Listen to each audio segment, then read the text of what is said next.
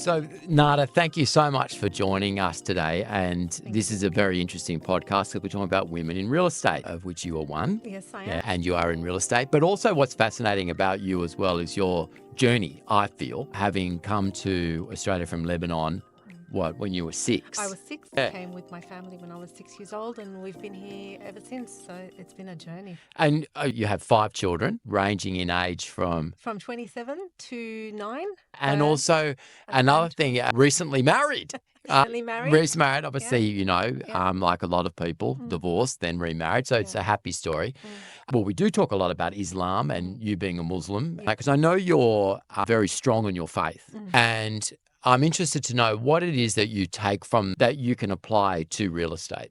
Well, Islam is, I'm not sure if you know this, but a lot of people probably don't. Islam actually was the first religion to introduce women's rights. Really? So I did not know that. So women's rights were basically non-existent before that. So Islam put boundaries on how men treat women, how women are perceived. And so basically I go off that. And Isn't that interesting? And I put those into my daily actions and doings and outings and whatever communications I have, whether it be with clients, vendors, tenants, landlords, even colleagues. So those boundaries, they're not really defined as boundaries so much, but they are guidelines for me. Isn't that interesting? Because I think of you as a very empowered person in terms of your life journey. You're a strong person. I hope so. Well, I think you're strong-minded and you've got a very clear view of where you're going. I think you have to be one. As a woman in general in society, and a Muslim woman at that, there are already challenges facing women.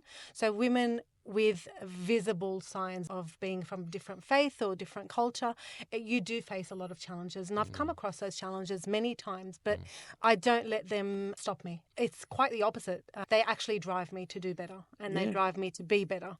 And that every day, that kind of empowers me to be even better for my kids, for my family. And so why did you choose real estate? Because you had quite a journey, obviously raising 5 kids. You were married very young. You had the cake baking business. She makes the most sensational cake, which we very much appreciate that. But what made you choose real estate?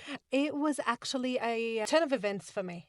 It was a time where I was going through a divorce and I was looking for something to do, and I came, I was looking for a property to lease at that stage, and I went and saw a property, and one of your agents was on site. Oh, really? Yeah. So I didn't know I didn't this. end up getting the property, Oh, but did I we got the job. Oh. So he told me to apply. I was actually in between jobs, but the reason I initially got into real estate was it was a coincidental thing where a relative of mine had a friend who was looking for someone to work in property, didn't want any experience, wanted them to learn on the job, and I put my hand up, and that took me down the journey of getting my license. And also starting in property management, which is always a good basis. I think it's good for everyone to start there because you do learn a lot. I did. I started in property management, and then I touched into leasing and new business, and now I'm in sales, and that's where I know. Staying. And obviously, talk to us about your sales journey. Do you think it's harder being a woman in sales?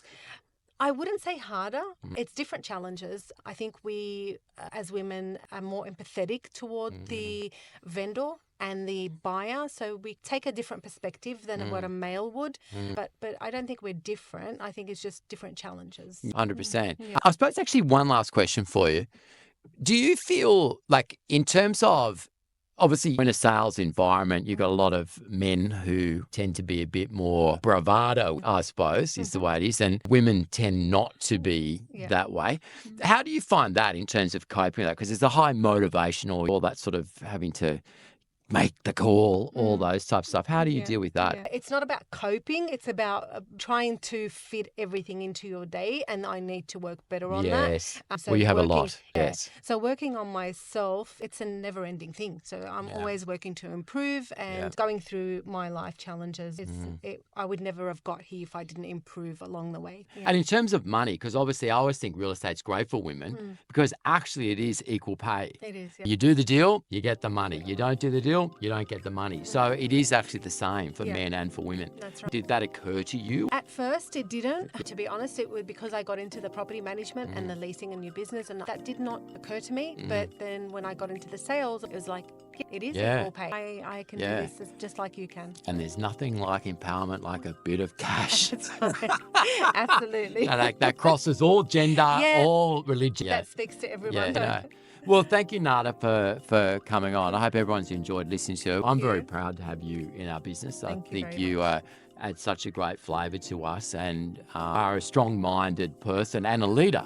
That's what I've learned. You've got a lot going on in your world that you're managing in terms of family, selling, office, Yeah. community. You- So Thank you so Yeah. much. I appreciate being here. Thank you for having me.